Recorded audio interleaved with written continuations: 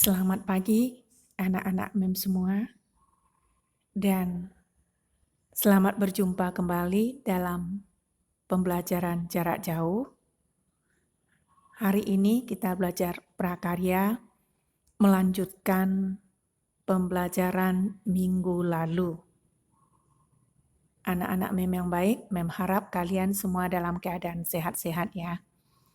Dan punya semangat yang baru tentunya. Nah, anak-anak, sebelum kita memulai pelajaran hari ini, kita harus berdoa terlebih dahulu. Lalu, nanti isi absen mata pelajaran di kelas, nanti Mem edarkan lewat WA. Lalu, kita melanjutkan pelajaran minggu lalu. Ada beberapa catatan. Dan yang terakhir nanti memberikan tugas 10 soal. Nah, tugas ini tolong dikirim di WA saja.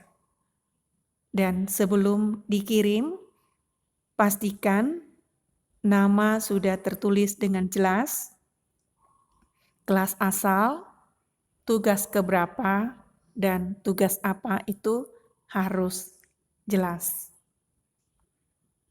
Anak-anak, tolong ditulis dengan pena yang jelas dan difoto yang jelas.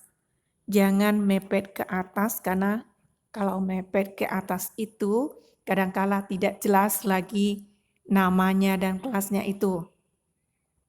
Dan foto yang jelas baru dikirim. Terima kasih.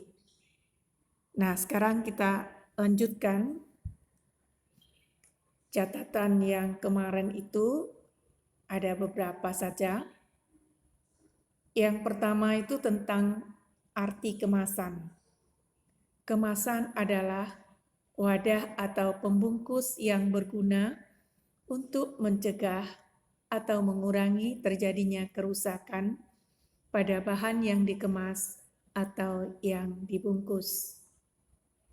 Tujuan pengemasan karya kerajinan adalah yang pertama, memenuhi syarat keamanan dan kemanfaatan. Yang kedua, melindungi produk dalam perjalanan dari produsen ke konsumen. Yang ketiga, mendukung program pemasaran.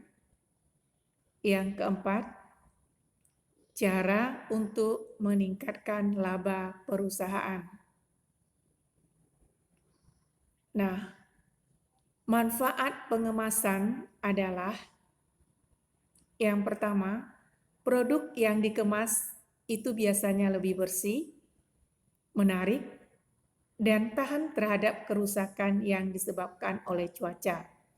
Misalnya hujan, panas, jadi kalau dikemas itu tahan terhadap kerusakan-kerusakan cuaca itu. Yang kedua, merupakan satu-satunya cara perusahaan membedakan produknya atau ciri pembeda produk. Jadi dengan pengemasan itu, oh ini kita sudah lihat, oh produk ini, jadi bisa membedakan. Dan perusahaan tahu langsung, oh ini produknya dengan melihat kemasannya saja. Jadi membedakan antara produk perusahaan satu dengan yang lain. Yang ketiga, kemasan yang menarik dapat memikat atau menarik perhatian konsumen. Jadi, kemasan itu juga membuat rasa ketertarikan dari orang yang melihat. Sehingga dengan melihat, dia tertarik maka akan membeli. Yang keempat, menambah nilai jual produk. Jadi kalau dikemas bagus-bagus, nah tentu orang menganggap, oh ini lebih bagus, lebih bersih, maka akan menambah nilai jual produk. Nah, sekarang kemasan itu ada 3 jenis. Yang pertama kemasan kertas, yang kedua kemasan kayu, yang ketiga kemasan plastik. Nah, kemasan kertas itu merupakan kemasan yang fleksibel. Yang pertama, sebelum ditemukannya plastik dan aluminium foil. Kemasan kayu, nah itu merupakan bahan pengemas tertua yang diketahui oleh manusia dan secara tradisional digunakan untuk mengemas berbagai macam produk padat seperti barang antik, emas, keramik, dan kain. Penggunaan kemasan kayu, baik berupa peti, tong kayu, atau palet, sangat umum di dalam transportasi berbagai komoditas dalam perdagangan internasional. Kemasan plastik. Produk kerajinan banyak menggunakan kemasan plastik jenis akrilik. Akrilik adalah nama kristal termoplastik yang jernih dengan nama dagang Lucy Barex Flexiglass.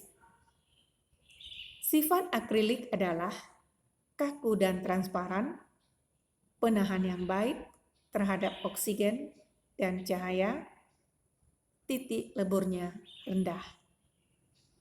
Akrilik banyak digunakan sebagai bahan pelapis untuk bahan keras. Nah, ini tambahan catatan yang terakhir.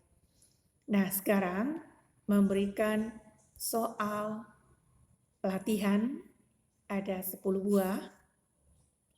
Soal ini tolong dicatat dulu, baru dikerjakan. Jadi seperti biasa.